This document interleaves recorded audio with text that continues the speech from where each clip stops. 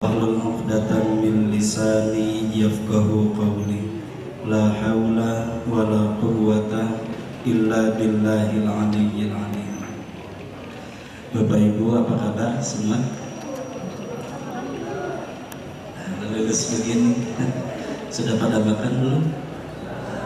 Atau pengaruh belum makan atau karena memang dingin hujannya? Barusan saya dapat SMS dari guru kita, Kiai Haji Saiful Islam Mubarak. Ternyata beliau posisi saat ini masih di bypass di Soekarno-Hatta dan terjebak macet. Kalau hitung-hitungan syariat ya, dari Soekarno-Hatta ke sini ya paling cepat 1 jam ya kalau lancar. Kalau macet mungkin bisa lebih dari 1 jam. Namun wala tayasu min rahmatillah ya. Jangan pernah berputus asa dari rahmat Allah. Kita doakan ya segala sesuatu memang berjalan dengan kehendak Allah. Ustadz Mulyadi ya, yang biasa menjadi operator sound system di masjid, beliau sudah berangkat sejak jam 1 siang. Artinya sudah prepare begitu ya. Dan diperkirakan sampai di sana jam 2, lalu kemudian langsung menjemput beliau ke Darut Tauhid ya. Namun barusan pas dicek ternyata masih di Soekarno-Hatta. Mudah-mudahan beliau masih ada waktu untuk bisa menyampaikan ilmunya di depan kita semua. Amin ya rabbal alamin. Bapak Ibu yang berbahagia, juga siapapun yang ikut menyimak saat ini, karena saat ini juga di relay secara live di salingsapa.com ya, Kang Ahmad, juga di SMS Tauhid TV ya. Alhamdulillah juga sedang merelay. Mudah-mudahan kebersamaan kita pada sore hari ini merupakan kebersamaan yang senantiasa diridhai oleh Allah Subhanahu wa Ta'ala. Dalam salah satu hadis yang diriwayatkan oleh Imam Bukhari Muslim, Abu Sa'id Al-Khudri, salah seorang sahabat Nabi, beliau pada suatu saat pernah menerima sebuah nasihat, sebuah wejangan dari baginda Rasulullah Sallallahu Alaihi Wasallam. Dikisahkan bahwa pada zaman dulu, pada zaman Bani Israel, hiduplah seorang pembunuh.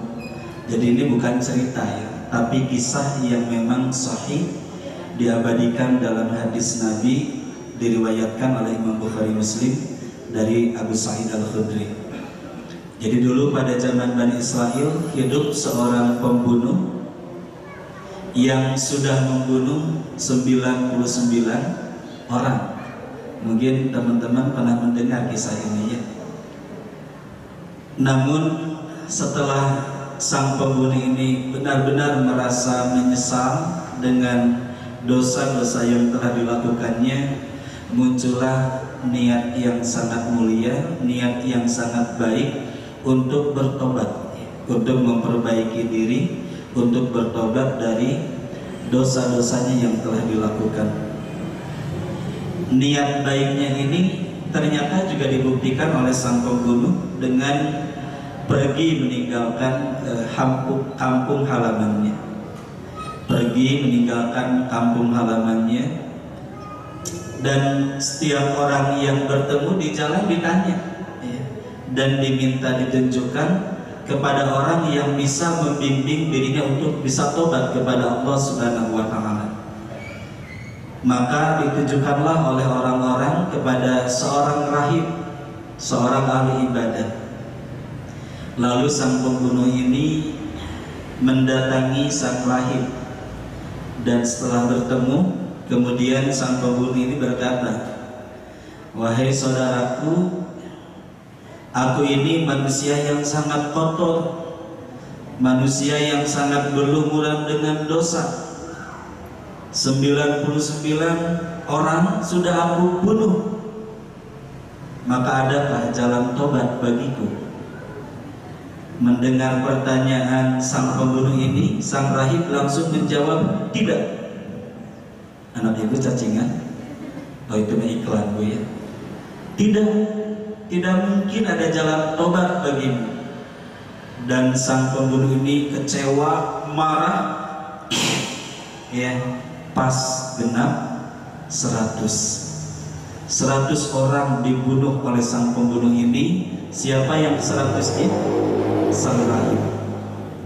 Namun dia tidak berputus asa, terus berjalan, karena memang niat awalnya mau tobat, hanya memang harus membunuh dulu ya, menggenapkan 100. Dalam hadisnya begitu diceritakannya. Ketemu orang, dia bertanya agar ditunjukkan kepada orang yang bisa membimbing dirinya tobat kepada Allah.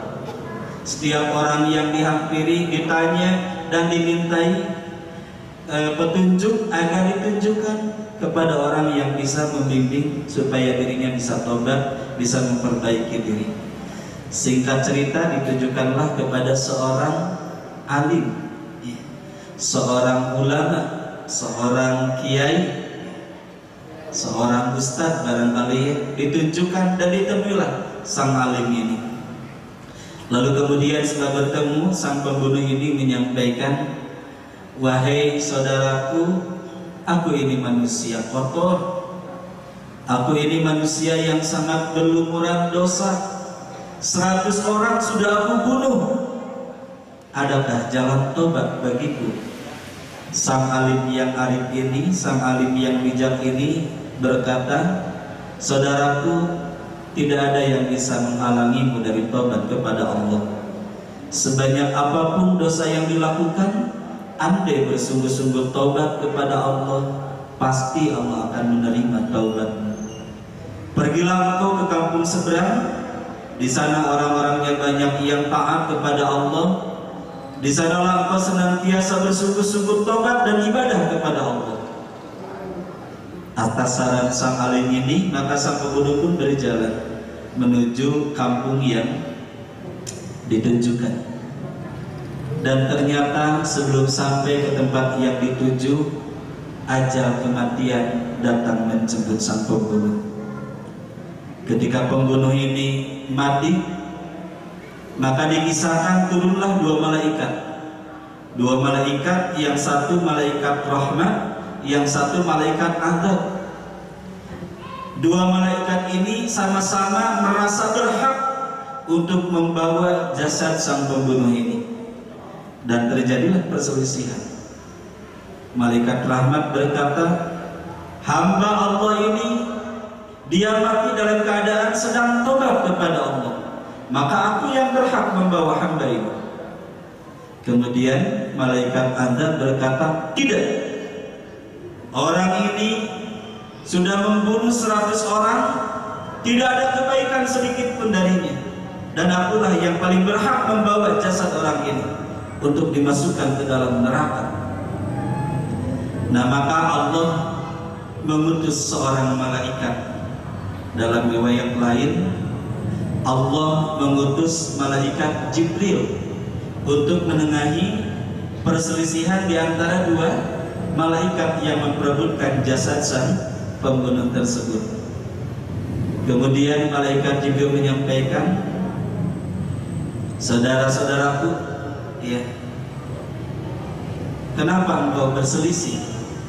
Lalu kedua malaikat tersebut menyampaikan, dan masing-masing merasa bahwa merekalah yang paling berhak untuk membawa jasad sang pembunuh ini.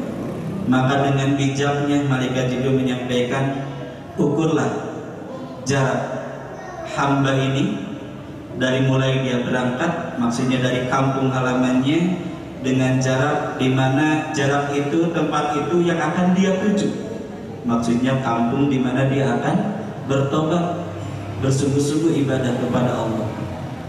Diukur oleh dua malaikat ini.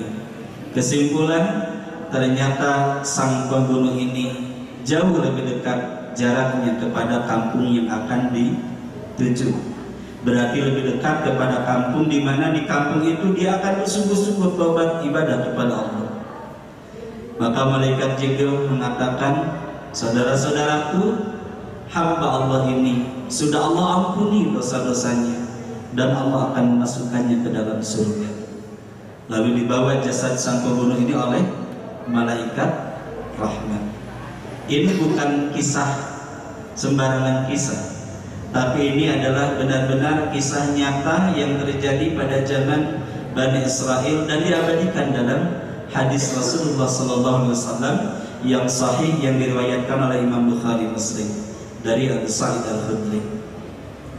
Bapak Ibu juga para pendengar, apa nih pelajaran yang bisa kita ambil dari hadis ini? Yang pertama, ternyata penting nih kita untuk senantiasa menjaga niat. Iya, menjaga niat di balik apapun amal-amal yang akan dilakukan. Karena Rasulullah SAW mengingatkan, innamal a'malu binniyat wa innama likulli imri'in ma nawa. Setiap amal tergantung niatnya dan setiap orang pasti akan mendapatkan sesuai dengan apa yang diniatkannya.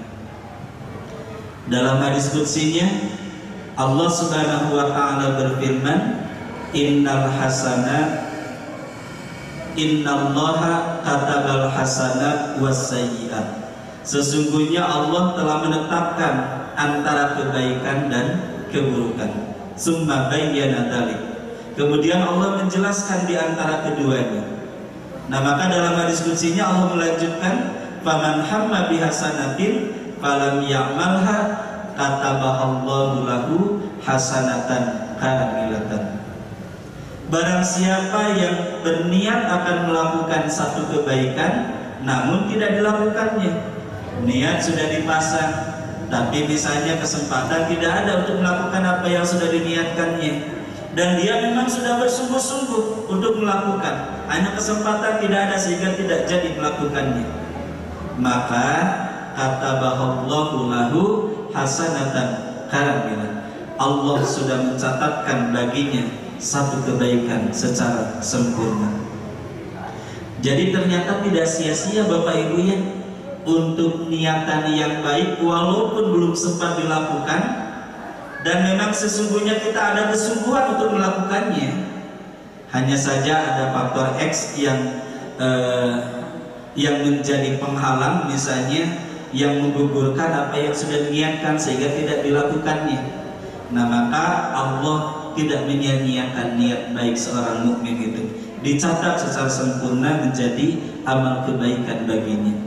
Sama seperti tadi ya, sang pembunuh ini belum tobatnya, baru berniat untuk tobat, dan dibuktikan niat tobatnya ini, niat untuk memperbaiki dirinya ini dengan meninggalkan kampung halamannya.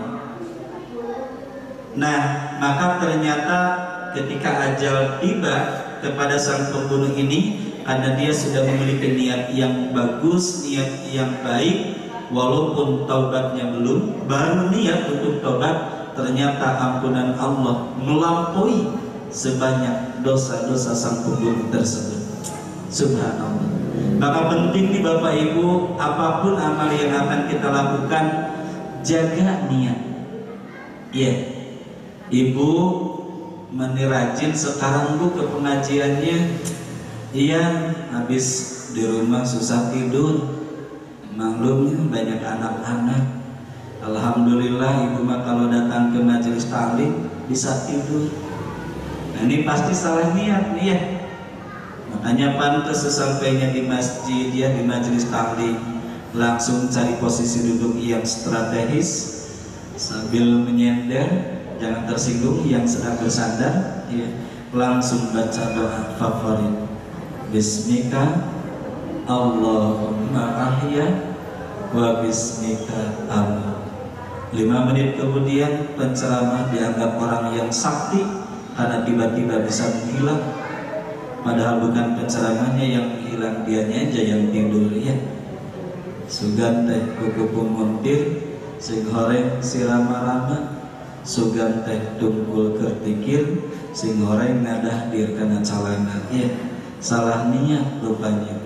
Ini maaf kalau ada yang nggak ngerti ya, bukan salah saya, salah Bapak Ibu kenapa tidak belajar bahasa Sunda. Jadi penting nih kita menjaga niat, sama seperti halnya teman-teman Bapak Ibu hadir rutin ya setiap seminggu sekali, misalnya ikut pengajian ahad ini, luruskan niatnya, luruskan niatnya. Nah, rajin sekarang pengajiannya, aduh pusing, baru 2 bulan yang lalu putus. Mudah-mudahan di Darul Tauhid Allah pertemukan jodoh. Salah niat ya, salah niat. Pokoknya luruskan niat, luruskan niat. Ya. Karena apapun ya dinilai dari niatnya, begitu. Nah, Ibu Bapak, rekan-rekan yang berbahagia, satu pelajaran yang sangat berharga dari kisah yang diabadikan dalam hadis tadi, bahwa ternyata penting bagi kita untuk senantiasa memperhatikan niat di balik apapun amal-amal yang dilakukan. Saya melanjutkan tadi dalam hadis qudsi, "Faman hamma bihasanatin fa'amilaha." Maka barang siapa yang berniat akan melakukan kebaikan dan dikerjakannya, kataballahu lahu asra hasanatin ila sab'imi aqidhin ila ad'afin katsir. Subhanallah. Barang siapa yang berniat akan melakukan kebaikan lalu dia mengerjakan apa yang diniatkannya, maka Allah akan mencatat baginya 10, 70, 700 bahkan sampai kelipatan yang tidak terbatas, unlimited. Tergantung ya tingkat keikhlasannya. Subhanallah. Jadi kalau kita berniat akan melakukan satu kebaikan, tidak jadi melakukan apa yang sudah diniatkannya, Allah ternyata tidak menyia-nyiakannya ya. Allah mencatat secara sempurna kebaikan bagi orang tersebut. Tapi barang siapa yang berniat untuk melakukan kebaikan lalu dikerjakan, oh ternyata luar biasa keberuntungan yang akan didapatkan, 10, 70, 700 bahkan kelipatan yang tidak terbatas. Subhanallah. Maha adilnya Allah, Allah melanjutkan tentang niat ini. Paman hamma bisayyi'atin falam ya'malha katabahallahu lahu hasanatan kamilah. Barang siapa yang berniat akan melakukan keburukan dan tidak dilakukan apa yang diniatkannya itu, maka Allah mencatat baginya satu kebaikan yang sempurna. Nanti malam mau saya bunuh misalnya ya, ternyata tidak jadi membunuhnya, niat sudah dipasang, atau misalnya jangan membunuhlah, terlalu serem. Nanti malam saya akan curi, saya akan masuk malam-malam ke rumahnya, niat sudah dipasang, ternyata susah masuk ke kompleknya. Kenapa? Security 24 jam ya, tidak jadi tuh mencurinya, padahal sudah niat. Maka Allah mencatat baginya satu kebaikan yang sempurna. Wa man hamma bisayyi'atin fa'amilaha katabahallahu sayyi'atan wahidah. Maka barang siapa yang berniat akan melakukan satu keburukan lalu dikerjakannya, maka Allah mencatat baginya satu keburukan, satu perbuatan dosa. Ya Allah, saya akan mencuri nanti malam, dan memang dilakukan apa yang diniatkannya, maka Allah mencatat baginya satu dosa. Apa dosanya? Mencuri. Luar biasa maha adilnya Allah ya, luar biasa maha rahman rahimnya Allah. Satu niat untuk melakukan kebaikan tidak jadi dilakukan, Allah mencatat satu kebaikan yang sempurna. Teman-teman jangan sampai tidak mendapatkan pahala tahajud hanya karena teman-teman bablas tidak tahajud. Sebelum tidur pasang niat. Kalau sudah pasang niat, sempurnakan ikhtiar, pasang alarm. Adapun teman-teman misalnya alarm bunyi jam 3 dan teman-teman gak dengar padahal alarm berbunyi, teman-teman sudah niat sebelum tidur untuk tahajud, insya Allah niatnya untuk tahajud tidak akan disia-siakan, pasti dicatat oleh Allah sebagai pahala tahajud. Ya. Atau kalau gitu mah Pak Fuad cukup aja niatnya. Oh nggak bisa. Yang disebut niat kan qasdus syai'i muqtaranan bi fi'lihi. Jadi yang dimaksud niat itu menyengaja untuk melakukan sesuatu dan lalu kemudian melakukannya. Nah, itu yang disebut dengan niat. Ya. Nah, Bapak Ibu yang berbahagia, maha adilnya Allah, kalau kita berniat untuk melakukan satu perbuatan dosa, tidak jadi dilakukannya, Allah mencatat baginya satu kebaikan yang sempurna. Tapi kalau berniat untuk melakukan keburukan, perbuatan dosa, perbuatan maksiat, lalu dilakukan, maka Allah mencatat sesuai dengan apa yang dilakukannya. Kalau dosa yang dilakukannya satu kali, kalau dua kali, sesuai dengan niat awalnya dan sesuai dengan praktek dari apa yang diniatkannya. Penting tidak nih menjaga niat? Oh, penting. Sang pembunuh ini baru tobat, baru niat mau tobat. Tapi ajal kemudian sudah menjemput, karena niat baiknya ini rahmat Allah melampaui sebanyak apapun dosa-dosa sang pembunuh.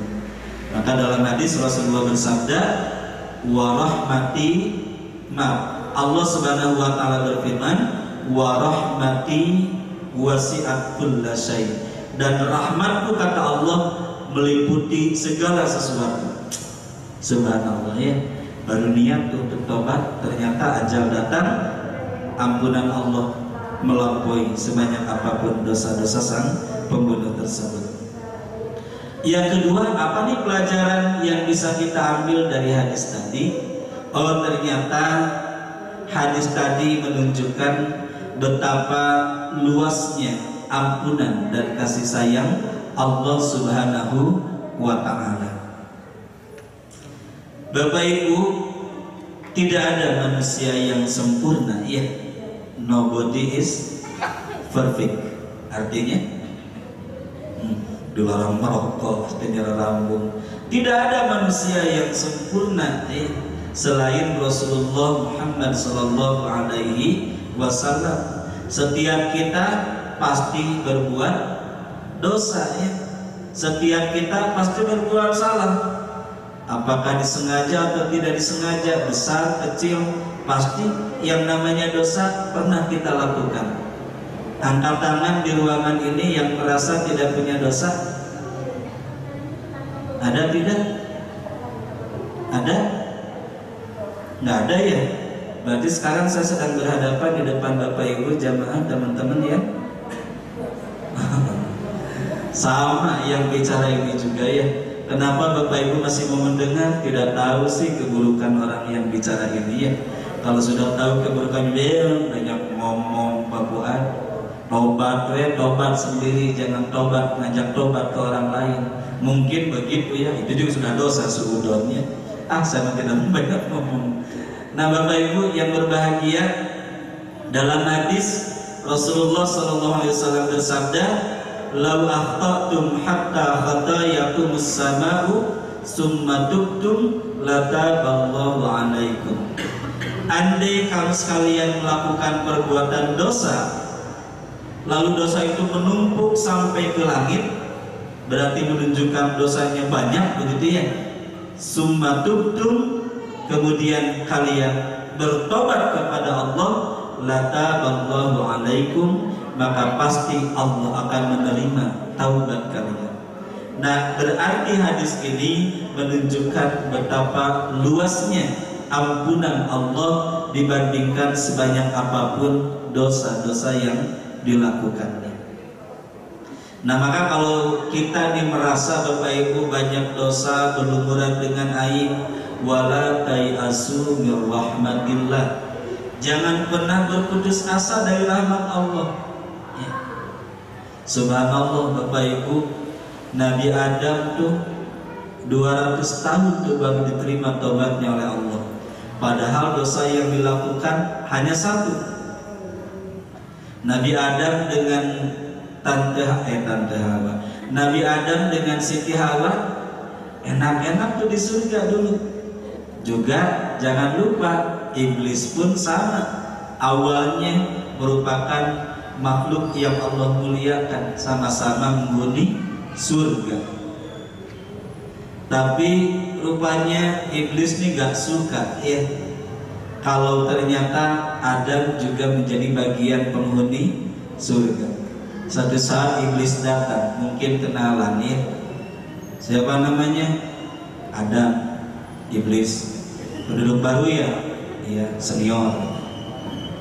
Mungkin begitu ya dialognya, wallahu a'lam. Ya. Kamu sedang ngapain di sini dan apa yang dilakukan? Ya pokoknya kata Nabi Adam bebas melakukan apapun. Semuanya sudah dibolehkan, dihalalkan oleh Allah. Satu yang dilarang oleh Allah. Iblis mulai itu masuk. Nah ini nih celah-celahnya nih iblis masuk. Apa tuh yang dilarang oleh Allah? Allah berfirman, wala taqraba hadhihi syajarata fatakuna minadh dhalimin. Adam, Hawa bebas mau melakukan apapun, mau makan apapun silakan. Di surga namanya juga ya. Tapi satu, wala taqraba hadhihi syajarah. Engkau jangan dekat-dekat dengan pohon ini. Walau alam pohon apa namanya? Satu kisah mengatakan syajaratul khuldi, pohon khuldi. Al khuldi itu kalau lihat dalam pendekatan bahasa Arab artinya abadi, berarti pohon keabadian, kan begitu ya. Kemudian iblis masuk. Adam, tahukah engkau apa yang dimaksud dengan syajaratul khuldi? Syajarah itu pohon, al khuldi itu keabadian. Pohon keabadian ini simbol nih dari Allah. Engkau ini harus paham Adam. Berarti Allah tidak menghendaki engkau selama-lamanya berada di dalam surga ini. Ambil, makan. Tapi Nabi Adam mengatakan tidak. Sekali tidak Nabi Adam. Kenapa? Diperintahkan oleh Allah. Ya, jangan sampai mendekati, apalagi sampai memakannya. Ternyata Nabi Adam tidak terbuai itu dengan bujukan sang iblis. Ternyata datang iblis ini kepada Siti Hawa. Digodanya tuh Siti Hawa dan tergoda. Siti Hawa bilang ke Nabi Adam, Kang Mas, mungkin nih seperti apa bahasanya dulu ya, ayo tuh bagus tuh ya saran iblis. Jangan-jangan benar nih Tuhan tidak menghendaki kita berada di dalam surga ini untuk selama-lamanya. Kalau kita makan, justru Tuhan akan membuat kita selama-lamanya bisa berada dalam surga ini. Tidak, Hawa. Tidak, ayolah. Nabi Adam eleh oke ya, kalah juga. Memang riwayatnya sudah ada dari dulu ya. Kalau perempuan itu bisa menaklukkan dunia ya. Dunia laki-laki maksudnya. Hitler oleh siapa takluknya? Siapa yang bisa menaklukkan Hitler? Oh, terus siapa lagi tuh? Yang kaisar yang sangat bengis itu di Jerman selain Hitler? Napoleon oleh siapa tuh? Oleh siapa? Oleh perempuan juga ya, Cleopatra ya. Patra, lah ya. Nah, ternyata singkat cerita akhirnya Nabi Adam memenuhi keinginan istrinya Hawa dan Allah murka. Iya. Akhirnya singkat cerita dipisahkan Adam dengan Hawa ini. Lama, ya, dipisahkan dalam waktu yang sangat lama. Dan selama itu Nabi Adam menyesal karena telah melanggar apa yang sudah Allah larang untuk dirinya dan istrinya Siti Hawa. Maka Allah mengajarkan sebuah doa. Ya.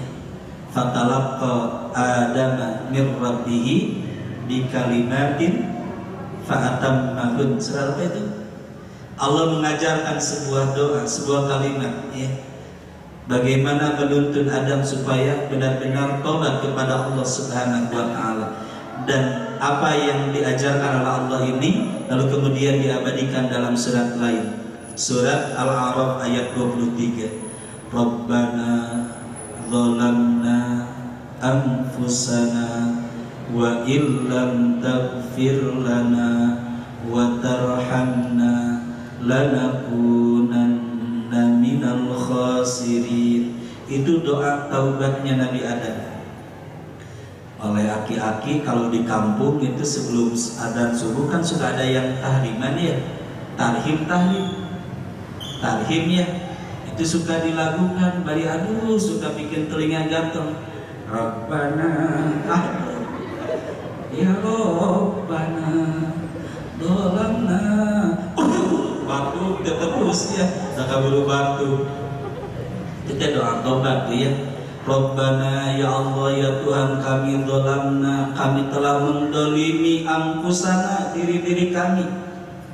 Wa illam taghfir lana, dan andaikan Engkau tidak mengampuni kami, wa tarhamna, dan Engkau tidak merahmati menyayangi kami, lanakunanna minal khasirin, maka pastilah kami tergolong orang-orang yang sangat merugi.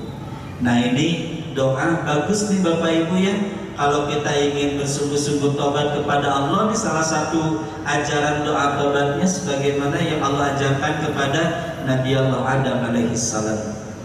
Rabbana dhalamna anfusana wa illam taghfir lana wa tarhamna lanakunanna minal khasirin. Yang luar biasa menarik dari doa ini, ternyata Nabi Adam ketika tobat kepada Allah, khususnya ketika membaca doa ini, tidak menyalahkan sedikit pun kepada iblis ya, tapi ngaku telah mendolimi dirinya sendiri ya. Dengan cara apa? Dengan cara mendolimi dirinya ini melanggar apa yang memang sudah Allah larang kepada dirinya, sehingga mengakibatkan Adam terusir dari tempat yang penuh dengan kenikmatan yang abadi, harus diturunkan ke muka bumi yang penuh dengan ujian, cobaan ya. Apalagi kondisi saat itu ya, Nabi Adam diturunkan di sebuah tempat yang sangat tandus, tidak ada sumber makanan, luar biasa panas, di sebuah gurun. Dan baru 200 tahun kemudian, dalam satu riwayat, Nabi Adam kemudian diterima taubatnya oleh Allah dan dipertemukan kembali dengan istrinya Siti Hawa, di mana wallahu a'lam, satu riwayat mengatakan Nabi Adam dengan Siti Hawa dipertemukan oleh Allah di sebuah tempat yang namanya Arafah. Dan di Arafah itu ada sebuah bukit yang namanya Jabal Arafah ya, Jabal Rahmah ya. Jabal Rahmah itu apa? Jabal Arafah itulah tempat di mana Nabi Adam dengan Siti Hawa Allah pertemukan.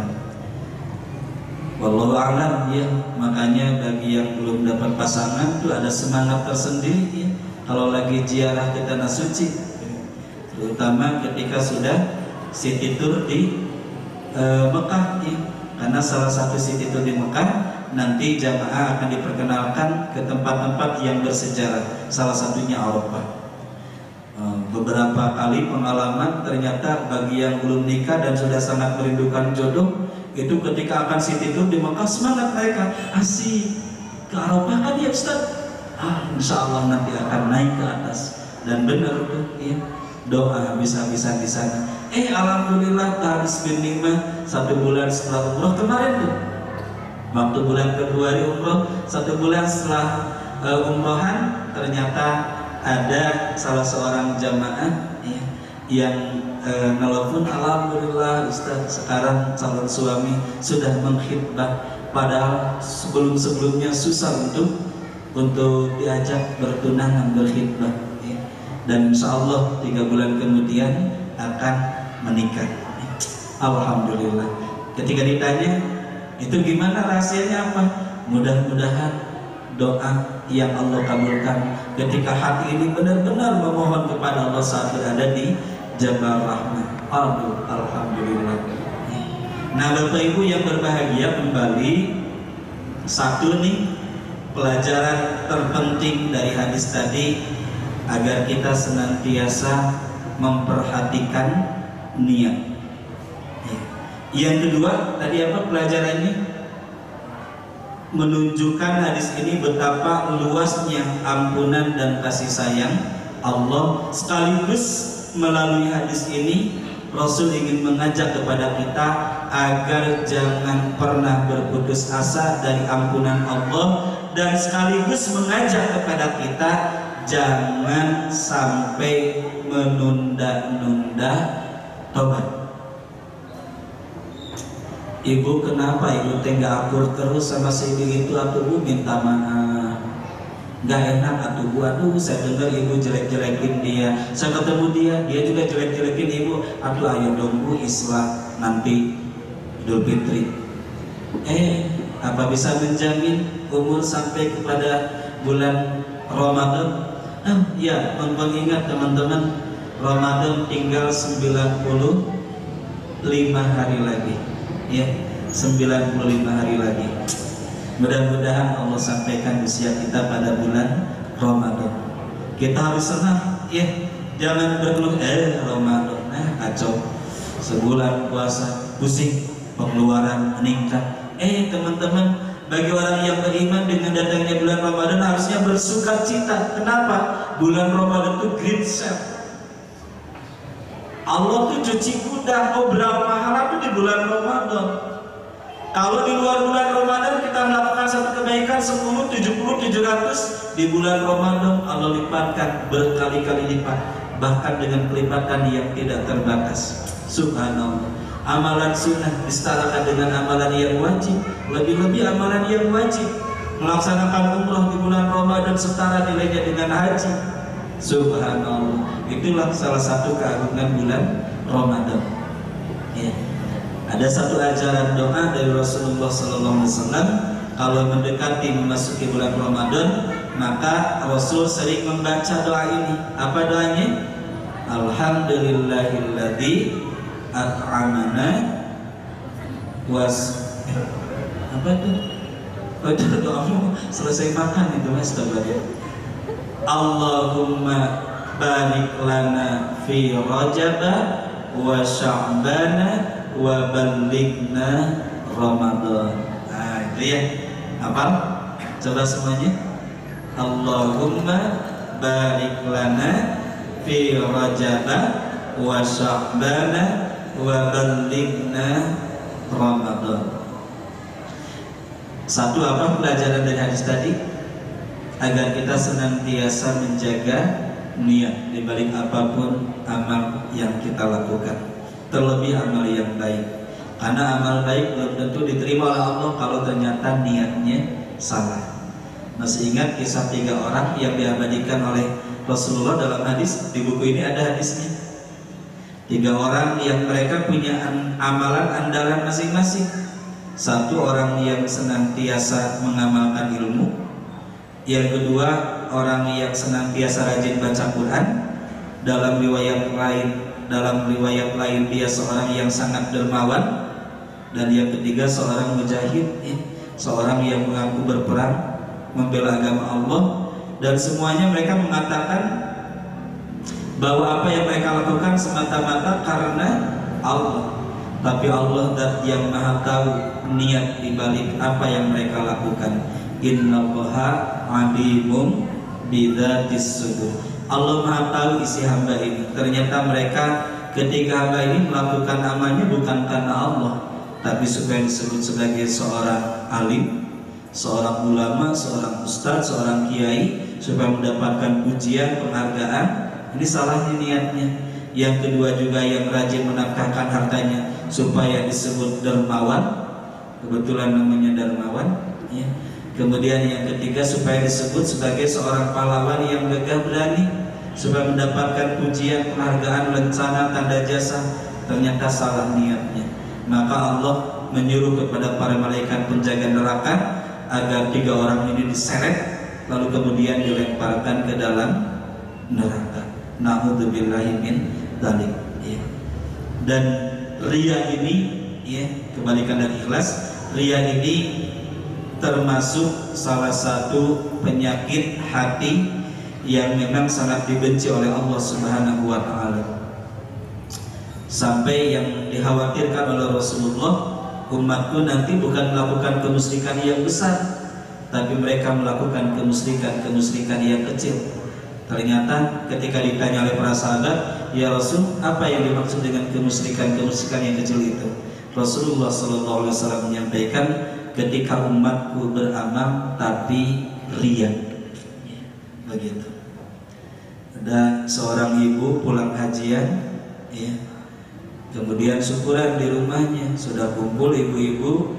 Salah seorang jamaah yang hadir manggil ke si ibu yang sedang menyelenggarakan syukuran ini. Ibu, si ibu tuh mendengar ada yang manggil, tapi pura-pura gak dengar, ya. Ibu tahu tuh si ibu ada yang manggil, tapi pura-pura gak tahu. Ibu, baru noleh tuh yang ketiga kalinya. Ada yang manggil saya ya? Saya bu, hajah dong. Kira-kira jadi nggak hajinya? Enggak. Kenapa? Salah niatnya ya. Yang kedua, hadis yang tadi telah disampaikan menunjukkan betapa luasnya ampunan kasih sayang dari Allah. Sekaligus hadis ini juga mengajak kepada kita agar kita jangan pernah berputus asa dari rahmat Allah, dari ampunan Allah, dan jangan suka menunda-nunda taubat. Alhamdulillah guru kita Kiai Haji Saiful Islam sudah hadir. Apunten Ustaz, diisi ya sambil menunggu kehadiran Ustaz. Silakan bapak-bapak, rekan-rekan dirapikan lagi safnya Pak. Silakan merapat ke tengah. Mari kita simak uraian ilmu yang akan disampaikan oleh Kiai Haji Saiful Islam. Terima kasih, mohon maaf dari saya. Insya Allah disambung dari kesempatannya. Insya Allah. Assalamualaikum warahmatullahi wabarakatuh.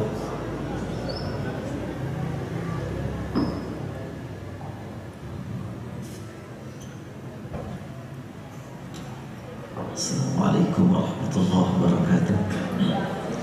Alhamdulillah rabbil alamin, wassalatu wassalamu ala asyrafil mursalin Muhammadin wa ala alihi wa ashabihi wa man ittaba'ahum ila yaumiddin. Mudah-mudahan tidak terlalu berat kecewaannya. Karena walaupun terlambat, Allah berikan kepada kita nikmat bertemu di tempat suci. Semoga kesucian kalbu kita yang duduk di tempat suci mengantarkan kita untuk dapat begitu mudah bertemu dengan Zat yang Maha Suci pada hari akhirat nanti.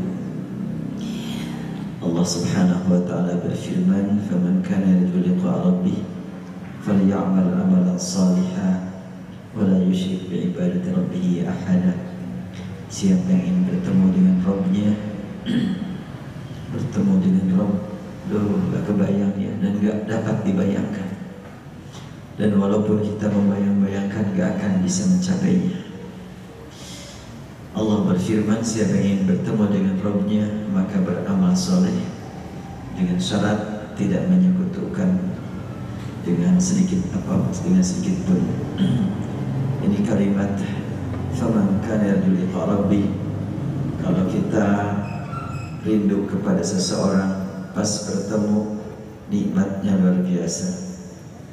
Kalau kita mendengar ada tempat yang sangat indah, lalu berjuang untuk mendapatkannya, sampai kita bertemu dengan tempat yang indah, terasa ada kenikmatan. Bagaimana kalau dengan sumbernya keindahan kita bisa bertemu? Tidak dapat dibayangkan sampai saat ini dan tidak akan dapat membayangkannya siapapun. Oleh karena itu maka kita berharap pertemuan seperti ini mengantarkan kita untuk dapat mempermudah perjalanan kita menuju pertemuan dengan Allah Subhanahu wa taala. Karena waktunya tinggal sedikit lagi, masih banyak ya, sedikit lagi nih. Kita gunakan untuk dialog sajalah. Barangkali ada hal-hal yang perlu dibahas. Rencana memang sejak awal ingin pengajian Ahad pagi dipindahkan ke sore, dan 2 kali saya berniat ingin hadir, ternyata Allah baru mengizinkan sekarang. Kedua-duanya adalah kondisi yang tidak mendukung, kesehatan yang tidak mendukung. Karena memang orang kalau sehat terus-terusan juga kadang-kadang lupa kepada pemilik sehat. Rasanya dirinya saja pemilik sehat, tapi ketika dicabut sebagian kesehatan, baru sadar, oh iya, kesehatan bukan milik kita. Bahkan untuk sementara ini saya ingin menyampaikan satu kebahagiaan pada hari Selasa yang lalu. Saya sedang berkumpul bertiga bersama istri, bersama orang tua. Ibu saya yang mengurus saya, membesarkan saya, walaupun beliau bukan yang melahirkan saya. Sebab kalau yang melahirkan saya sudah duluan wafat sewaktu saya masih bayi. Dan sekarang ya di rumah saya beliau adalah orang yang membesarkan saya dulu. Nanya beliau apa saja kegiatan, diterangkan sehari-hari. Bagaimana cara menjaga kesehatan? Yang menjawab adalah istri saya. Disebutkan bagaimana cara saya memilih makanan dan mengatur waktu dan lain sebagainya. Ketika istri saya menyampaikan, sedikit menyanjung saya, muncul dalam hati saya ada rasa bangga.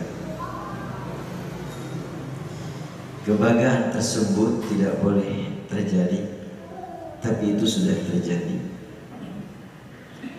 Seakan-akan saya bisa sehat karena saya menjaga kesehatan.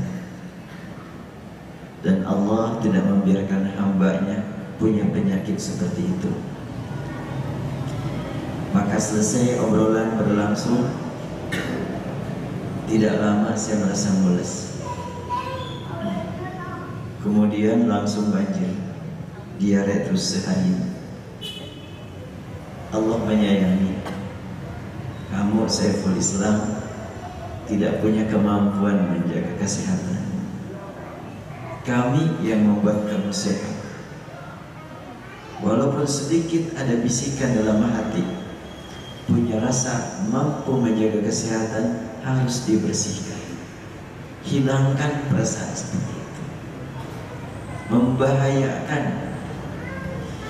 Karena Al-Quran menyebutkan siapa yang ingin bertemu dengan Allah, lakukan amal soleh, bersihkan keyakinan kamu dari hal-hal yang menodai keyakinanmu. Maka pada waktu itu saya terus-terusan sampai betul-betul lesu, tidak berdaya. Tetapi saya harus berangkat juga. Akhirnya saya berangkat, isi pengajian, pulang zuhur sudah terkapar di rumah. Sampai malamnya betul-betul dalam keadaan lesu dan di rumah tidak ada siapa-siapa lagi. Karena istri saya lagi sibuk di luar. Ya sudah, terima apa adanya. Ini adalah merupakan kesayangan dari Allah. Kan teguran itu adalah sayang ya. Orang tua melihat anaknya hampir-hampiran menghadapi satu bahaya, ditegur, jangan ke situ, bahaya. Itu kan sayang. Namun kadang-kadang teguran pas terjadi boleh jadi kita siap menerimanya, boleh jadi tidak siap. Ketika tidak siap cukup berat, tapi kalau sedang dalam keadaan siap akan terasa itulah merupakan kenikmatan. Waduh, kalau tidak dapat teguran kayak apa saya. Nah sampai malam betul-betul dalam keadaan lesu sehingga waktu itu malam Rabu saya tidak bisa mengisi pengajian buat santri. Biasa saya malam Rabu mengisi pengajian buat santri di sana. Saya langsung liburkan. Pagi-pagi datang seorang dokter meski keluarga nanya, "Mang punya alergi obat enggak?" "Enggak." Udah kasih obat diminum zuhur. Boleh jadi sewaktu saya berkata saya tidak pernah kena alergi obat, juga ada noda yang harus dibersihkan juga. Sudah saya merasa enggak pernah kena alergi gitu. Kenapa waktu itu saya tidak langsung menghadap kepada Allah? Ya Allah, berterima kasih karena tidak Engkau berikan kepadaku penyakit alergi. Enggak, waktu itu kayak gitu. Sudah diperiksa, kasih obat. Pas duhur saya minum, langsung terasa gatal kemana-mana. Ya Allah. Pertama kali mengalami. Alhamdulillah Allah berikan pertolongan. Ada supir, ada mobil segera diantar ke rumah sakit. Sampai di rumah sakit langsung disuntik, langsung Allah berikan kesehatan dalam jangka waktu yang tidak lama. Pas malam tafakur lagi, iya, Allah alhamdulillah, padamu ya Allah kami panjatkan puji dan syukur, Kau yang memberikan kepadaku nikmat salat. 2 kali ada penyakit, kalau tidak segera disadarkan dengan penyakit akan membengkak itu penyakit itu.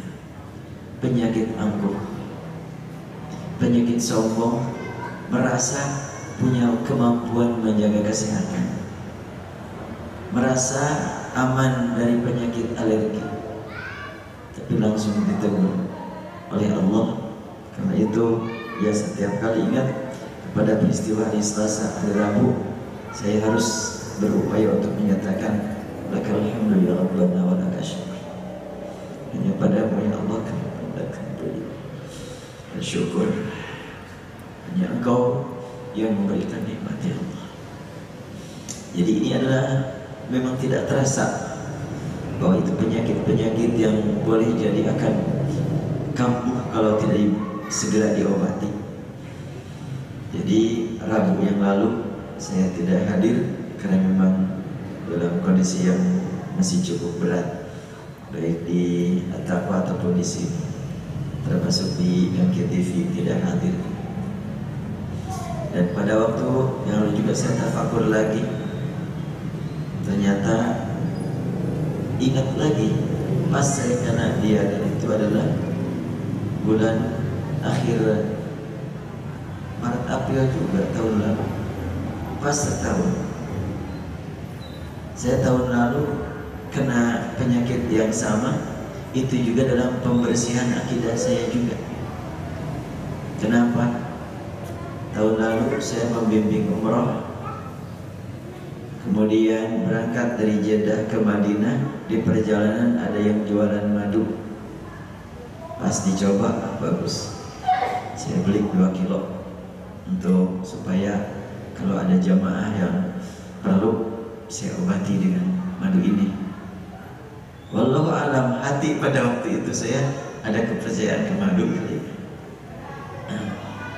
Setibanya di Madinah sudah 1 hari terkena, saya terus-terusan banjir juga, dan sudah dengan berbagai cara tidak sembuh-sembuh. Akhirnya tidak ada jalan lain kecuali harus kembali kepada Zat yang menciptakan madu dan menciptakan dokter dan menciptakan segala-galanya. Malam terakhir di Madinah, besoknya saya sudah siapkan pada jamaah. Besok subuh terakhir kita pengajian, saya bilang di Masjid Nabawi, artinya di depan Masjid Nabawi. Wah, bagaimana bisa ngisi pengajian malamnya begitu lesu. Tapi yakinkan Allah yang menciptakan segala-galanya, dari tidak ada menjadi ada. Sudah akhirnya di malam hari, karena kalau dalam kondisi terjepit kan agak khusyuknya kalau sedang terjepit. Nah, pada waktu itu sudah saya hanya mengandalkan qiyam, menghadap kepada Allah, yang dalam keadaan sudah betul-betul rasanya dari tempat tidur ke kamar mandi saja mau merangkak itu sudah nggak kuat, lemah sekali. Itu waktu di Madinah. Lalu dipaksakan sudah berwudu, sudah qiyamul lail, memohon kepada Allah Subhanahu wa taala. Menjelang subuh terasa berhenti banjir dari perut ini. Setelah itu rasa lesu mulai terasa berkurang. Pas terdengar azan, rasanya saya kuat nih ke masjid. Berangkat ke masjid, dan jamaah sudah nunggu ingin mendengarkan pengajian terakhir. Alhamdulillah, sudah tidak terbiasa lah kalau habis diare itu tiba-tiba langsung seger badannya. Biasanya untuk sehari 2 hari masih lesu saja. Dan waktu itu karena memang Allah juga Maha tahu saya ingin melayani umat, ingin melayani tamu-tamunya, Allah yang memberikan kesehatan. Dan biasa alhamdulillah normal pagi melaksanakan tugas, kemudian siap-siap zuhur mau mengenakan kain ihram untuk umrah. Alhamdulillah sampai selesai, sampai di Mekah, sampai selesainya ibadah tawaf, sa'i dan tahallul beres saja, tidak ada gangguan lagi. Itu yang harus saya senantiasa ingat, bahwa segala-galanya di hadapan Allah tidak ada yang sulit, tidak ada yang berat, tidak ada yang susah, ringan-ringan saja. Jadi ini juga mungkin pembekalan karena menghadapi sekian banyak lagi tugas. Sabtu depan saya akan berangkat lagi, mungkin pulang awal Mei, kemudian pertengahan Mei berangkat lagi, pertengahan Juni berangkat lagi. Selanjutnya adalah untuk haji cukup banyak. Bagaimana mungkin saya membimbing jamaah dengan ungkapan talbiyah, sambut panggilanmu, hanya panggilanmu yang kusambut. Ternyata saya ngomong begitu, dalam qalbu ada sedikit penyakit. Maka oleh Allah dibersihkan supaya saya tidak termasuk kepada yang tercantum dalam ayat kabura maqtan indallah an taqulu ma la taf'alun. Sungguh besar dosanya di hadapan Allah kamu ngomong tanpa kamu lakukan. Jadi ini yang patut kita syukuri, manakala memang ada satu peristiwa yang di luar dugaan, sebetulnya peristiwa tersebut sudah Allah programkan sebelum kita menghadapinya. Oleh karena itu yang paling penting bagi kita bagaimana menyikapinya. Sakit bagaimana kita sikapi, sehat bagaimana kita menyikapi, kaya miskin tergantung bagaimana kita menyikapi. Terkadang ada orang yang berpandangan orang kaya itu lagi jauh dari Allah, kalau orang miskin disayang Allah. Gak ada hubungan. Yang ada hubungan dengan Allah bagaimana menyikapi kondisi kaya dan bagaimana menyikapi kondisi miskin. Kehidupan manusia di dunia, banyak harta, badannya sehat, dihormati orang, bukan jaminan disayang Allah, dan bukan pula tanda dijauhi Allah. Demikian pula sebaliknya, orang sakit-sakitan kemudian tidak punya apa-apa, bahkan dihina orang, itu juga bukan tanda bukti disayang Allah, bukan pula tanda bukti dibenci Allah. Sebab orang kafir ada yang kaya, ada yang miskin. Orang kafir ada yang sehat, ada yang sakit. Orang kafir ada yang dalam keadaan menderita, ada yang dalam keadaan lapang. Demikian pula orang beriman. Orang yang rajin ahli ibadah, ada yang sering sakit, ada yang sehat selalu. Yang rajin ibadah, ada yang kaya, ada yang miskin. Yang rajin ibadah, ada yang dihina terus-terusan, ada juga yang dihormat terus-terusan. Maka semuanya itu bukan tanda-tanda hubungan dengan Allah atau tanda-tanda kesayangan atau kemurkaan Allah, tetapi harus disikapi bagaimana supaya menjadi kesayangan Allah. Ketika kita dalam keadaan sehat, bagaimana supaya sehat ini bermanfaat buat meningkatkan taat. Demikian pula ketika sakit. Dan boleh jadi apabila orang diberi sehat terus tanpa diberi sakit, dia tidak akan sadar-sadar akan hakikat kesehatan. Demikian pula apabila orang sakit terus, boleh jadi dia tidak lagi punya nikmat harap kepada Allah. Makanya naik turun, muncul, tenggelam semuanya. Itu yang sangat penting dirasa untuk dipertahankan dan ditingkatkan dan disadarkan kita semuanya dengan semua yang kita alami dan juga dialami oleh yang lain. Baik, silakan kalau ada hamba-hamba yang akan menyampaikan pertanyaan, baik yang terkait dengan pengalaman pribadi atau pengajian atau lainnya. Oh iya, jadi sebelum dilanjutkan, sebelum ditutup, ada yang sudah menunggu panitia ingin menyampaikan, menyalurkan infaknya katanya. Ya, dipersilakan.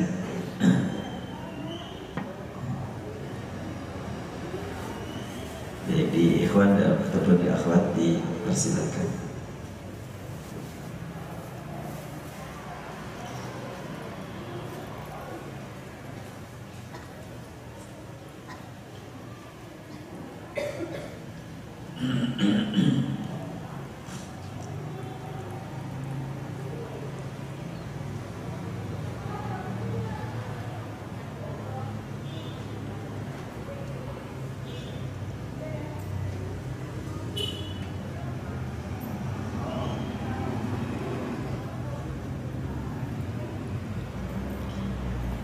Saya tadi itu sudah janjian kalau sekiranya perjalanan lancar, bahkan saya sudah mengontak untuk supaya jam 1.30 saya sudah bisa berangkat dari rumah. Saya sudah janjian dengan Dr. Hanirono mau membahas ayat di sini berdua dengan beliau gitu. Beliau pun sudah siap hadir. Tapi saya jam 3 tadi masih di rumah karena mobil yang jemput katanya kecegat macet karena ada tabrakan beruntun. Sehingga akhirnya saya kontak lagi Dr. Hanirono. Dokter, jangan jadi sekarang, saya bilang. Saya juga masih di rumah. Oh gitu katanya. Kelihatannya beliau sudah berangkat dari rumahnya, kelihatan. Karena ya sudah kita ketahui bersama kan, wawasan beliau sangat luas ya. Sering di televisi yang lain beliau tampil, dan saya dengan beliau rutin ada kajian keislaman. Maka tadi pagi saya ketemu, dok siap sekarang? Boleh. Jam berapa mulainya? Salat asar di DT, saya bilang. Oh iya katanya. Pas tadi saya masih di rumah, batalkan hanya jangan jadi mulai ini. Mulai bulan depan aja lah paling kita bisa mulai. Jadi nantinya itu saya mau dengan beliau, ketika saya tidak ada pun beliau akan berlanjut itu misi.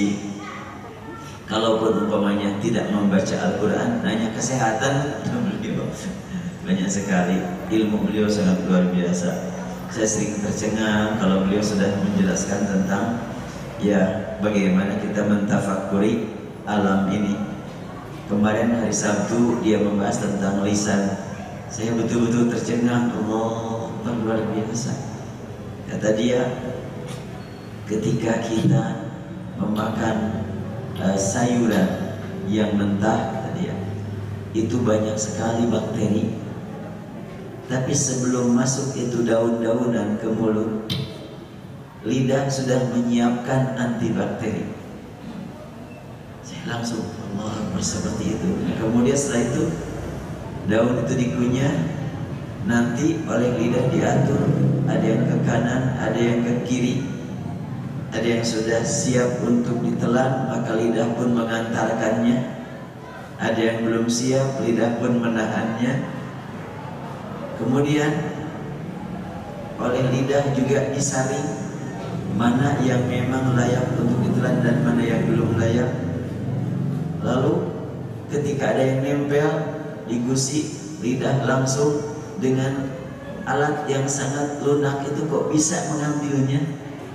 Terus dia tafakur, saya mah gak nyampe di sana tafakurnya. Lalu kata dia, tahu aja itu lidah ini rasanya asin, dan saya dikasih asin terus juga nggak mau, harus ada gantinya. Kasih manis terus-terusan juga nggak mau, harus ada gantinya. Sampai pedas, bahkan sampai yang pahit kadang-kadang diperlukan. Itu lidah terus berbicara. Akhirnya langsung saya sampaikan ayat, wa min ayati khalqus samawati wal ardh wa ikhtilafu alsinatikum wa alwanikum inna fi dzalik laayatin lil alimin. Saya sampaikan kepada dokter-dokter dalam Al-Quran disebutkan di antara tanda-tanda kekuasaan Allah, Allah menciptakan langit, bumi, Allah menciptakan lidah yang berbeda-beda. Ikhtilafu alsinatikum wa alwanikum. Nah, yang baru disampaikan dokter tadi itu kan baru sifat lidah secara umum kan ya? Iya. Nah, sedangkan banyak perbedaannya juga tuh. Nah, ini kan yang lebih jauh lagi. Coba yang hadir di sini ada yang keturunan Sunda, ada Jawa, ada dari Sumatera, ada dari mana-mana. Ketika saya umpamanya mau ngomong bahasa Padang masih ketahuan, nah ini Padang Cianjuran ini. Gitu. Kemudian ada orang Madura ngomong bahasa Sunda, kelihatan ini Sunda Maduraan ini. Allah mengatur demikian, dan ternyata Al-Quran diturunkan dengan semua lidah. Dapat dibaca Al-Quran oleh semua lisan. Ketika ditemukan di tengah-tengah masyarakat Arab, pembicaraan berbahasa Arab beda-beda dialeknya, intonasinya. Ada yang mampu mengucapkan dengan begitu ringan, mengatakan Anda tahu silakan. Ada yang sulit mengatakan Anda tahu maunya bagaimana, Anda tahu boleh. Ada juga yang masih sulit lagi, yang maunya bagaimana, Anda tahu boleh. Al-Quran turunkan demikian. Sampai muncul istilah ilmu qiraat. Al-Quran turunkan dengan sekian banyak qiraat. Itu semuanya adalah membuktikan kekuasaan Allah terkait dengan Allah menciptakan lisan. Dan sekiranya Allah ingin menyamakan semua lisan sedunia, gampang. Tetapi Allah tidak menghendaki. Supaya apa? Supaya menjadi bahan tafakur. Bagi siapa? Lil alimin. Nah, kan ada liqaumi yatafakkarun, liqaumi yaqilun. Di sini lil alimin. Siapa alimin? Orang yang memang berusaha mencari ilmu terus dan akan dapat menambah keyakinan dan ketauhidan ketika tafakur tentang lisan saja. Berbicara tentang lisan saja, itu alimin.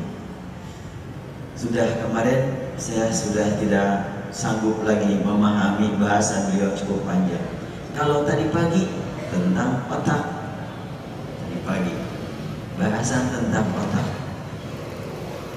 Kata dia, ya otak itu kalau dibandingkan otak manusia, satu sel otak bandingkan dengan hard disk, bandingkan dengan memori, itu nggak ada apa-apanya. Itu yang ribuan memori itu bahkan dikatakan 3 hektar disimpan di situ memori, nggak bisa menandingi otak yang ada pada diri kita.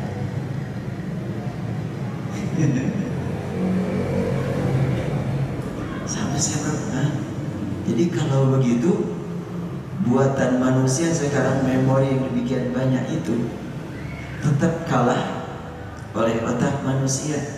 Nah, bagaimana kalau manusianya manusia yang diisi iman? Allah, lebih hebat lagi. Bagaimana kalau manusianya manusia pilihan?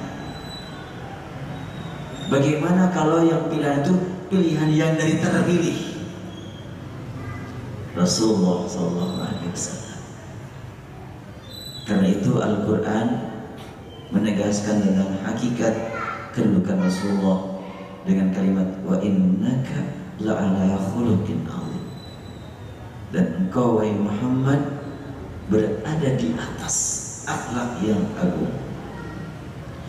Dengan otak manusia berjuang untuk mencari lingkungan yang membuat dirinya dapat berakhlak baik.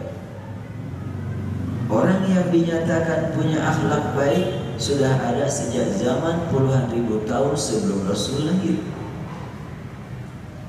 Bahkan para nabi terdahulu kan akhlaknya baik semuanya. Bahkan para pemikir banyak pengikutnya, bahkan para filosof banyak pengagumnya, memiliki bukti bahwa mereka memang orang-orang yang teladan.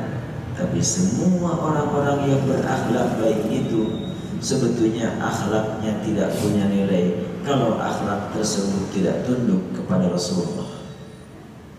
Al-Quran menyebutkan wa innaka la'ala khuluqin 'azim.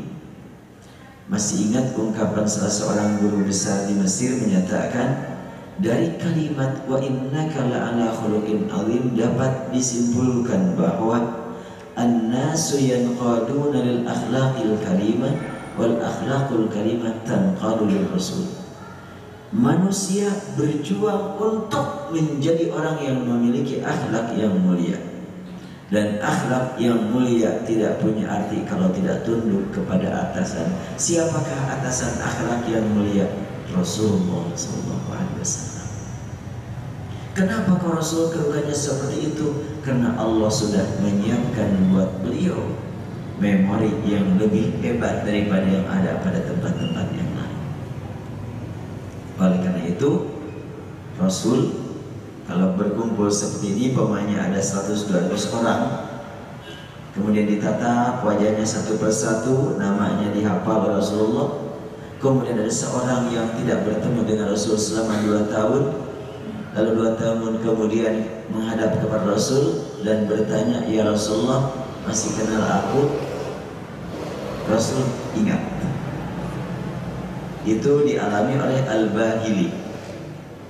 Al-Bahili seorang sahabat Rasul, merasakan kurang mendapat perhatian dari Rasul. Sepertinya Rasul lupa aku nih. Akhirnya Al-Bahili mendekat, ya Rasulullah, atadkuruni, kau masih ingat aku? Bentar, siapa kamu? Aku kan Al-Bahili ya Rasulullah, 2 tahun kan duduk di sini.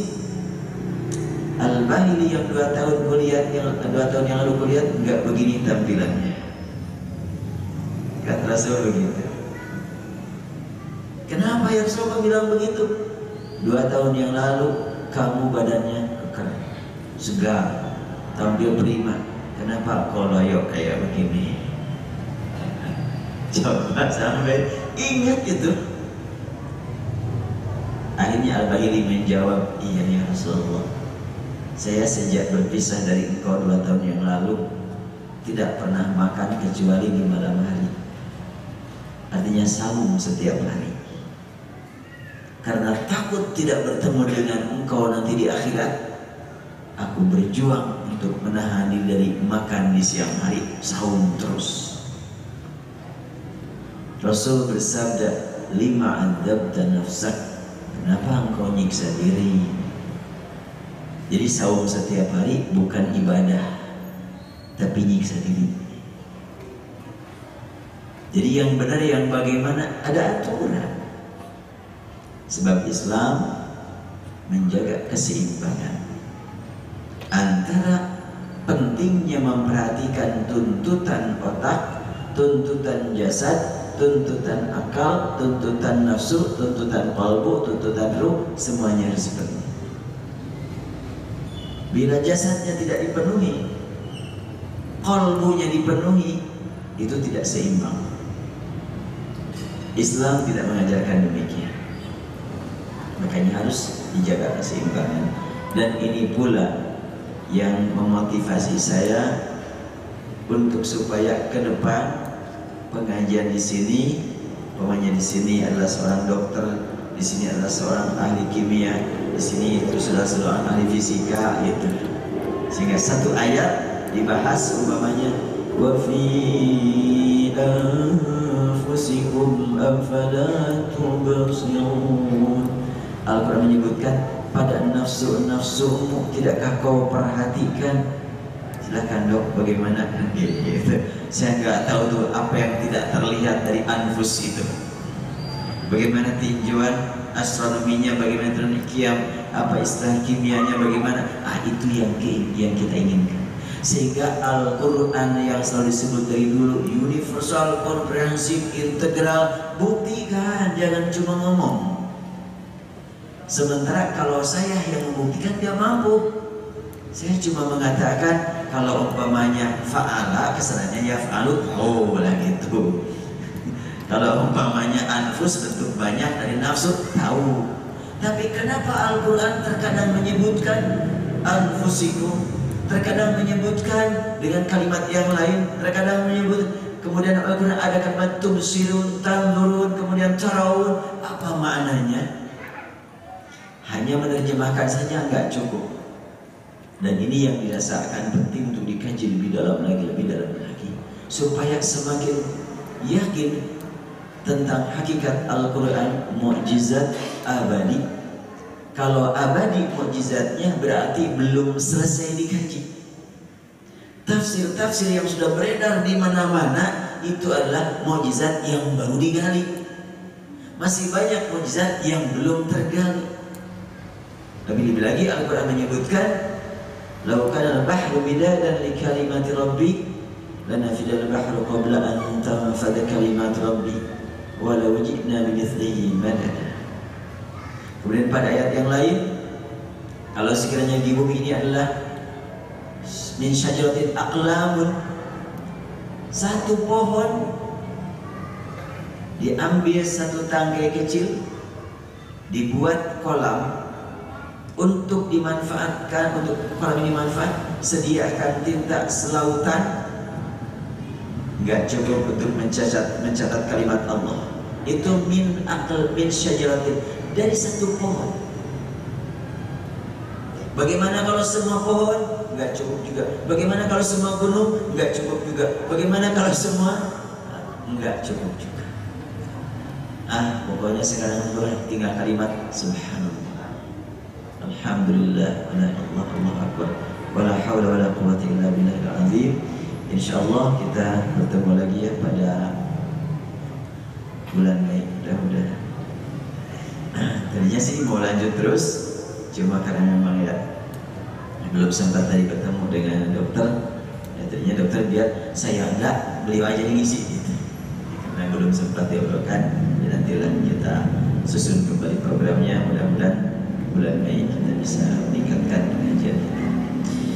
Baik, kita akhiri dan saya akan melanjutkan perjalanan kepada larang. Allahumma salli wa sallim ala habibina syafi'ina maulana Muhammad wa sallim wa ta'ala kulli sahabati rasulullah ajma'in. Ya Rabbana lakal hamdu kama yanbaghi li jalali wajhika wa 'azimi sultanik. Ya Allah, Ya Rahman, Ya Rahim, Engkau tanamkan dalam qalbu kami nikmat iman. Rabbana ya Karim, hanya kepada Engkau kami mohon agar Engkau tetapkan dalam qalbu kami nikmat iman ini ya Allah, dan juga pada qalbu keluarga kami, tetangga kami, dan semua hamba-Mu yang beriman padamu dan beriman kepada Rasul. Rabbana ya ilahana, kami mohon perlindungan padamu dari rasa takut selainnya kepada Engkau, dari rasa hina selainnya di hadapan-Mu, dari rasa takut selainnya kepadamu. Allahumma inna na'udzubika ya Allah minal faqri illa ilaik, wa minal dhulli illa lak, wa minal khawfi illa mink.